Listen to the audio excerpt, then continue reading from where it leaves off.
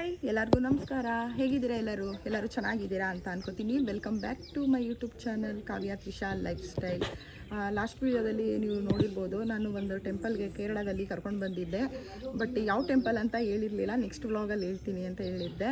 ಇವತ್ತಿನ ವ್ಲಾಗಲ್ಲಿ ಯಾವ ಟೆಂಪಲ್ಲು ಏನು ಅನ್ನೋದನ್ನು ಹೇಳ್ತೀನಿ. ನಾನು ಹಿಂದೆ ನೋಡ್ತಾ ಇರ್ಬೋದು ಮಾವಿನಕಾಯಿ ಮರ ಸಕ್ಕತ್ತಾಗಿ ಕೈಗೆ ಸಿಗೋ ಥರ ಇದೆ. ಮಾವಿನಕಾಯಿ ಅಂತೂ ಸೂಪರಾಗಿ ಬಿಟ್ಟಿದೆ, ಬಟ್ ಕಿತ್ಕೊಳ್ಳೋ ಆಗಿಲ್ಲ, ಇನ್ನೂ ಕಾಯಿ ಅಂತ ಹೇಳಿದ್ರು.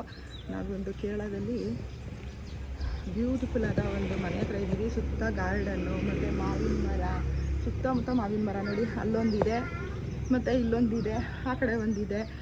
ಕರ್ಬೇ ಸೊಪ್ಪಿನ ಗಿಡ, ತೆಂಗಿನ ಮರ, ದಾಸವಾಳದ ಗಿಡ, ಈ ಥರ ತುಂಬ ಗಿಡಗಳು ಹಾಕಿದ್ದಾರೆ ಸುತ್ತಮುತ್ತ. ಈ ಥರ ವೆದರು, ಹಳ್ಳಿ ವಾತಾವರಣ, ಪಕ್ಷಿಗಳ ಸೌಂಡು ಒಂಥರ ಅಮೇಝಿಂಗ್ ಅಂತಲೇ ಅನಿಸ್ತಾ ಇದೆ. ತುಂಬಾ ಚೆನ್ನಾಗಿದೆ, ತುಂಬ ಬ್ಯೂಟಿಫುಲ್ ಆಗಿದೆ ಜಾಗ ಅಂತೂ. ನನಗಂತೂ ಸಿಕ್ಕಾಪಟ್ಟೆ ಇಷ್ಟ ಆಯಿತು. ಸದ್ಯಕ್ಕೆ ಇವಾಗ ಬಿಸಿಲೇನೂ ಇಲ್ಲ, ಇನ್ನು 7:30 ಅಷ್ಟೇ. ಸ್ನಾನ ಮಾಡಿಕೊಂಡು ರೆಡಿಯಾಗಿದ್ದೀನಿ, ಟೆಂಪಲ್ಗೆ ಹೋಗೋಣ ಅಂತ ಅಂದ್ಬಿಟ್ಟು. ಸುತ್ತಮುತ್ತ ವ್ಯೂವೆಲ್ಲ ಇವಾಗ ಈ ವಿಡಿಯೋದಲ್ಲಿ ತೋರಿಸ್ತೀನಿ. ಮನೆ ಅಂತೂ ನನಗೆ ತುಂಬಾ ಇಷ್ಟ ಆಯಿತು. ಕೇರಳ ಸ್ಟೈಲ್ ಮನೆ ನೋಡಿ, ಚೆನ್ನಾಗಿದೆ ಅಲ್ವಾ. ಹಾಗೆ ನಾವಿವತ್ತು ಬಂದಿದ್ದೀವಿ ಮಡಕಾಯಿ ಭಗವತಿ ಅಮ್ಮ ಟೆಂಪಲ್ ಅಂತ ಹೇಳ್ಬಿಟ್ಟು, ಮಡಕಾಯಿ ಭಗವತಿ ಟೆಂಪಲ್ ಅಮ್ಮ ಟೆಂಪಲ್ ಅಂತ ಅಂದ್ಬಿಟ್ಟು ಈ ದೇವಸ್ಥಾನ. ನೀವೆಲ್ಲರೂ ನೋಡಿರ್ಬೋದು, ಇನ್ಸ್ಟಾಗ್ರಾಮಲ್ಲಿ ತುಂಬಾ ವೈರಲ್ ಆಗಿರೋ ಅಂಥ ಒಂದು ವಿಡಿಯೋ. ಸೊ ನಮ್ಮ ಮಗಳಿಗೂ ಕೂಡ ಸ್ಕೂಲ್ ಹಾಲಿಡೇ ಬಂತಲ್ವ, ಹಾಗಾಗಿ ಯಾವ್ದಾದ್ರು ಜಾಗಕ್ಕೆ ಹೋಗೋಣ ಅಂತ ಅಂದ್ಕೊಂಡಿದ್ವಿ. ಅದಕ್ಕೆ ಇವತ್ತು ಕೇರಳಕ್ಕೆ ಹೋಗೋಣ ಅಂತ ಅಂದ್ಕೊಂಡು ಈ ಜಾಗನ ನೋಡಬೇಕು ಅಂತ ತುಂಬ ದಿನದಿಂದ ಅಂದ್ಕೊಂಡಿದ್ವಿ. ಯಾಕೆಂದರೆ ಇನ್ಸ್ಟಾಗ್ರಾಮಲ್ಲಿ ತುಂಬ ಸಲ ನೋಡಿದ್ದೆ ಈ ದೇವಸ್ಥಾನ ಬರಬೇಕು ಅಂತ. ಚಾಲೆಂಜಿಂಗ್ ಸ್ಟಾರ್ ದರ್ಶನ್ ಅವರು ಬಂದಿದ್ದಾರೆ, ತುಂಬ ಜನ ಹಿಂಗೆ ಆರ್ಟಿಸ್ಟ್ಗಳೆಲ್ಲನೂ ಈ ದೇವಸ್ಥಾನಕ್ಕೆ ಬಂದಿದ್ದಾರೆ.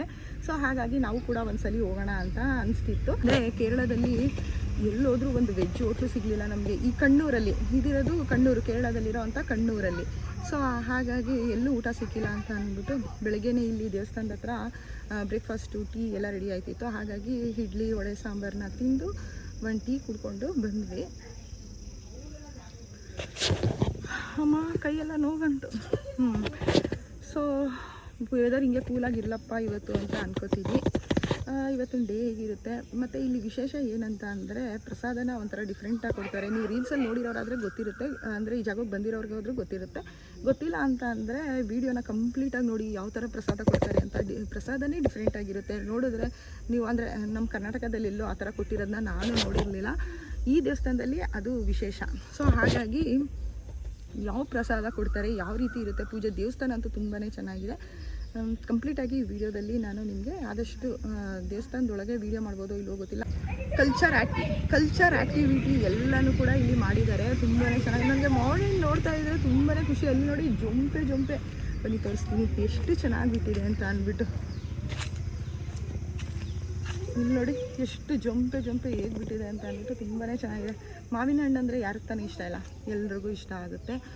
ಸೊ ಈಗ ನಾವು ಫ್ರೆಶ್ ಆಗಿ ರೆಡಿ ಆಗಿದ್ದೀವಿ. ಇನ್ನೇನು ದೇವಸ್ಥಾನಕ್ಕೆ ಹೋಗೋದು. ಪೂಜೆ 10 ಗಂಟೆಗೇನೋ ಸ್ಟಾರ್ಟು ಅಂತ ಹೇಳ್ತಾ ಇದ್ದಾರೆ. ಏಕೆಂದರೆ ಜಾತ್ರೆ ಪೂಜೆ ಏನೇನೋ ವಿಶೇಷ ಪೂಜೆ ಎಲ್ಲ ಇರೋದ್ರಿಂದ ಸ್ವಲ್ಪ ಲೇಟಾಗಿ ಪೂಜೆ ಆಗುತ್ತೆ, 10 o'clock ಆಗುತ್ತೆ ಅಂತ ಹೇಳ್ತಾ ಇದ್ದಾರೆ.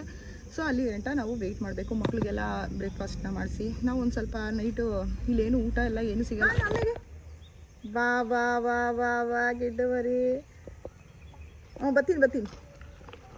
ಹಾಂ, ನಮ್ಮ ಕ್ಯೂಟೀಸ್ ಇಬ್ಬರು ರೆಡಿ ಆಗ್ಬಿಟ್ಟಿದ್ದಾರೆ ನೋಡಿ. ಹಾಯ್ ಮಾಡು ಕಿಟ್ಟು, ಹಾಯ್ ಮಾಡುವ, ಹಾಯ್ ಮಾಡು ಚಿನ್ನ, ಮಾಡಿಂಗೆ ಹಾಯ್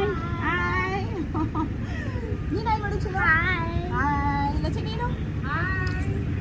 ಕಳೆ ವಿಡಿಯೋದಲ್ಲಿ ನೋಡಿರ್ಬೋದು ಫುಲ್ಲು ಖಾಲಿ ಜಾಗ ಇತ್ತು. ಬಟ್ ಜಾತ್ರೆ ಇದ್ದಿದ್ದರಿಂದ ಎಲ್ಲ ಫುಲ್ ಕ್ರೌಡ್ ಆಗಿಬಿಟ್ಟಿದ್ದಾರೆ. ಎಷ್ಟು ಜನ ಬಂದಿದ್ದಾರೆ ಅಂದರೆ ನನಗೆ ಆಶ್ಚರ್ಯ ಆಯಿತು. ಬೆಳಗ್ಗೆ ಇಷ್ಟು ಜನ ಬಂದಿದ್ದಾರೆ ಅಂತ ಅಂದ್ಬಿಟ್ಟು ನಾನು ಆವಾಗಲೇ ಹೇಳ್ದಂಗೆ ನೈಟ್ ನಮ್ಗೆ ಏನು ಊಟ ಸಿಕ್ಕಿರಲಿಲ್ಲ. ಎಷ್ಟು ದೂರ ಹೋಗಿ, ಒಂದು 5 ಕಿಲೋಮೀಟರ್ ಅಷ್ಟು ದೂರ ಹೋಗಿ ನೋಡ್ಕೊಂಡು ಬಂದ್ವಿ. ಎಲ್ಲೂ ಕೂಡ ನಮಗೆ ಊಟ ಏನೂ ಸಿಕ್ಕಿಲ್ಲ. ಅಂದರೆ ನಾನ್ ವೆಜ್ ಇತ್ತು, ಬಟ್ ವೆಜ್ ಬೇಕಾಗಿತ್ತು ನಮಗೆ. ವೆಜ್ ಊಟ ಎಲ್ಲೂ ಸಿಗದೇ ಇರೋದ್ರಿಂದ ಅಟ್ಲೀಸ್ಟ್ ನಾವು ಮನೆಯಿಂದ ಮಾಡ್ಕೊಬಂದಿದ್ದು ತಿಂಡಿ ಅಂತೂ ಇತ್ತು, ಅದನ್ನೇ ತಿಂದು ಹೇಗೋ ಇಲ್ಲಿ ಕಾಲ ಕಳೆದ್ವಿ. ನೀವು ಯಾರು ಬರ್ತೀರಾ ಅಂತ ಅಂದರೆ ಮನೆಯಿಂದನೇ ಏನಾದರೂ ತೊಗೊಂಡು ಬನ್ನಿ, ಇಲ್ಲಾಂದರೆ 10 ಕಿಲೋಮೀಟರ್ ದೂರ ಹೋದರೆ ಕಣ್ಣೂರಿಗೆ ಹೋದರೆ ಮಾತ್ರ ನಿಮಗೆ ಊಟ ಎಲ್ಲ ಸಿಗುತ್ತೆ. ಬಟ್ ಇಲ್ಲಿಂದ 5 ಕಿಲೋಮೀಟರ್ ಅಂತೂ ಏನೂ ಸಿಕ್ಕಿರಲಿಲ್ಲ. ಹಾಗೆ ಇನ್ನು ಮಕ್ಳುಗಳಿಗೆಲ್ಲ ಒಂದು ಸ್ವಲ್ಪ ಸ್ನಾನ ಮಾಡಿಸಿ ರೆಡಿ ಆದಮೇಲೆ ಅವ್ರಿಗೂ ಕೂಡ ಒಂದು ಸ್ವಲ್ಪ ಇಡ್ಲಿ ಏನಾದರೂ ತಿನ್ಸೋಣ ಅಂತ ಹೇಳಿ ಕರ್ಕೊಂಡು ಬಂದಿದ್ವಿ. ಇಲ್ಲಿ ಇಡ್ಲಿ ಮಾತ್ರ ಸಿಗುತ್ತೆ, ಇಡ್ಲಿ ದೋಸೆ. ಸದ್ಯ ಅಷ್ಟಾದರೂ ಸಿಗ್ತಲ್ಲ ಅಂತ ಖುಷಿ ಆಯಿತು. ಈ ಹೋಟೆಲಲ್ಲಿ ನೋಡಿ ಸೌದೆ ಒಲೆಯಲ್ಲಿ ಅಡುಗೆ ಎಲ್ಲ ಮಾಡ್ತಾ ಇದ್ದಾರೆ. ಇಡ್ಲಿ ಮತ್ತು ದೋಸೆ ಸಿಕ್ಕಿದ್ದು ನಮ್ಮ ಪುಣ್ಯ ಅಂತ ಅಂದ್ಕೊಂಡು ಮಕ್ಳುಗಳಿಗೂ ತಿನ್ನಿಸಿ ನಾವು ಕೂಡ ಅದನ್ನೇ ಟಿಫನ್ನ ಮಾಡಿ, ಹೇಗೂ ನೈಟ್ ಊಟ ಮಾಡಿರಲಿಲ್ವ, ತುಂಬ ಹೊಟ್ಟೆ ಹಶ್ವಾಗ್ತಿತ್ತು ಅಂತ ಹೇಳಿ ಅದನ್ನೇ ತಿಂದು ದೇವಸ್ಥಾನದ ಹತ್ರ ಬಂದ್ವಿ. ಇದು ದೇವಸ್ಥಾನದ ಮೇನ್ ಎಂಟ್ರೆನ್ಸ್ ನೋಡ್ತಾ ಇರ್ಬೋದು. ಅಷ್ಟು ಜನ ಇರಲಿಲ್ಲ ಇನ್ನೂ ನಾವು ದೇವಸ್ಥಾನದ ಹತ್ರ ಬಂದಾಗ. ಬೆಳಗ್ಗೆ ಸುಮಾರು 7:30 ಆಗಿತ್ತು. ಆದರೆ ನಾವು ಇಲ್ಲಿ ಪೂಜೆ ಮಾಡಿಸೋದಕ್ಕೆ ಟಿಕೆಟ್ ಎಲ್ಲ ತೊಗೋಬೇಕಾಗಿತ್ತು. ಹಾಗಾಗಿ ಬೇಗ ಬಂದು ಟಿಕೆಟ್ನ ತೊಗೊಳ್ಳೋಣ ಅಂತ ಹೇಳಿ ಬಂದಿದ್ವಿ. ಇದು ಟಿಕೆಟ್ ಕೌಂಟರು. ನಾವು ಯಾವ ಪೂಜೆ ಮಾಡಿಸ್ತೀವಿ ಆ ಪೂಜೆ ಮೇಲೆ ಇಲ್ಲಿ ಡಿಪೆಂಡ್ ಆಗಿರುತ್ತೆ. ಎಲ್ಲ ಪ್ರೈಸಸ್ಸು ಅಲ್ಲಿ ಮೇಲ್ಗಡೆ ಬೋರ್ಡಲ್ಲೇ ಹಾಕಿರ್ತಾರೆ. ಅದಕ್ಕೂ ಕೂಡ ನೋಡಿ 7:30ಗೆ ಫುಲ್ ಕ್ರೌಡ್ ಆಗಿತ್ತು. ಇನ್ನು ನಮ್ಗೆ ಟೈಮ್ ಕೊಟ್ಟಿದ್ದು 11 o'clockಗೆ ಪೂಜೆಗೆ. ಅಂದರೆ ಬ್ಯಾಚ್ ವೈಸ್ ಬಿಡ್ತಾ ಇರ್ತಾರೆ ಇಲ್ಲಿ ಪೂಜೆಗೆ. ಒಂದೊಂದು ಬ್ಯಾಚ್ 1 hourಗೆ ಅಥವಾ 1.5 hourಗೇನೋ ಒಂದೊಂದು ಬ್ಯಾಚ್ ಇಲ್ಲಿ ಬಿಡ್ತಾ ಇರ್ತಾರೆ. ಬ್ಯಾಚ್ ಥರ ಎಲ್ಲ ಒಟ್ಟಿಗೆ ಸೇರಿಸಿ ಆಮೇಲೆ ಬಿಡ್ತಾರೆ. ಇನ್ನು ಎಲ್ಲರೂ ಕೂಡ ಫ್ರೆಶ್ ಅಪ್ ಆಗಿ ಬ್ರೇಕ್ಫಾಸ್ಟ್ನೆಲ್ಲ ಮುಗಿಸ್ಕೊಂಡು ದೇವಸ್ಥಾನದ ಹತ್ರ ಹೋಗ್ತಾ ಇದ್ದೀವಿ. ಆಲ್ರೆಡಿ ತುಂಬಾ ಕ್ರೌಡ್ ಆಗಿಬಿಟ್ಟಿದ್ದಾರೆ. ಇಲ್ಲಿ ನೋಡಿ ನಾವು ಬಂದಿದ್ದು ಅಂದರೆ ಸೆಕೆಂಡ್ ಬ್ಯಾಚ್ಗೆ ಪೂಜೆಗೆ ಬಂದಿದ್ದು 11 o'clockಗೆ ಈ ಪೂಜೆ. ಇಲ್ಲಿ ಫುಲ್ ಆಗಬೇಕು. ಫುಲ್ ಆದಮೇಲೆ ಎಲ್ಲರೂ ಒಳಗಡೆ ಬಿಡ್ತಾರೆ. ಇನ್ನು ಟಿಕೆಟ್ ಎಲ್ಲ ತೊಗೊಂಡು ನಾವು ಒಳಗಡೆ ಎಂಟ್ರಿ ಆಗಿದ್ದೀವಿ. ಫುಲ್ಲು ಸೆಕೆ ಅಂದರೆ ಸೆಕೆ, ಬಿಸಿಲು ಅಂದರೆ ಬಿಸಿಲು. ಈ ಮಕ್ಳುಗಳನ್ನ ಇಟ್ಕೊಂಡು ನಿಂತ್ಕೊಳ್ಳೋಕ್ಕೆ ಆಗ್ತಿರ್ಲಿಲ್ಲ, ಅಷ್ಟು ಸೆಕೆ ಹೊಡಿತಾ ಇತ್ತು. ನೀವು ಯಾರು ಬರ್ತೀರಾ ಅಂದರೆ ಸಮ್ಮರ್ ಟೈಮಲ್ಲಂತೂ ಬರೋಕ್ಕೆ ಹೋಗಬೇಡಿ. ಯಾಕೆಂದರೆ ನೋಡಿ ಈ ಥರ ಇರುತ್ತೆ ಕ್ರೌಡು. ಎನಿ ಟೈಮ್ ಈ ಥರ ಇರೋದಿಲ್ಲ. ಜಾತ್ರೆ ಇದ್ದಿದ್ದರಿಂದ ಮಾತ್ರ ಈ ಥರ ಇತ್ತು. ಇಲ್ಲಾಂದರೆ ಆರಾಮಿಸಿ ನೋಡ್ಕೊಂಡು ಬರ್ಬೋದಾಗಿತ್ತು. ಇನ್ನು ಟಿಕೆಟ್ನ ತೊಗೊಂಡು ನಾವು ಒಳಗಡೆ ಎಂಟ್ರಿ ಆಗ್ತಾ ಇದ್ದೀವಿ. ಅಲ್ಲಿ ಪೂಜೆ ಎಲ್ಲ ಮುಗಿಸ್ಕೊಂಡು ಈಚೆಗೆ ಬಂದ್ವಿ. ಬಟ್ ಅಂದರೆ ಸಾಮೂಹಿಕ ಪೂಜೆ ಇರುತ್ತೆ. ಸಿಂಗಲ್ ಒಬ್ಬರನ್ನೇ ಕೂರಿಸಿ ಪೂಜೆ ಮಾಡೋದು ಆ ಥರ ಎಲ್ಲ ಯಾವುದೂ ಇರೋದಿಲ್ಲ. ನಾರ್ಮಲ್ ದೇವ್ರನ್ನ ದರ್ಶನ ಮಾಡೋದು, ಸಾಮೂಹಿಕವಾಗಿ ಅವರೇ ಪೂಜೆ ಮಾಡೋದು ಅಷ್ಟೇ. ಅದಾದಮೇಲೆ ಊಟಕ್ಕೆ ಅಂತ ಬರ್ತಾಯಿದ್ದೀವಿ. ಇಲ್ಲಿ ಊಟ ವಿಶೇಷತೆ ಏನಂತ ಅಂದರೆ ಕುಸ್ಲಕ್ಕಿ ಅನ್ನ ಬರುತ್ತೆ ನೋಡಿ. ಕುಸ್ಲಕ್ಕಿ ಅನ್ನ ತುಂಬಾ ಟೇಸ್ಟಾಗಿ ಸಾಫ್ಟಾಗಿ ಇರುತ್ತೆ. ಜೊತೆಗೆ ಚಿಕನ್ನ ಇಲ್ಲಿ ಪ್ರಸಾದವಾಗಿ ಕೊಡ್ತಾರೆ. ಅದೇ ತುಂಬ ವಿಶೇಷವಾಗಿರುತ್ತೆ.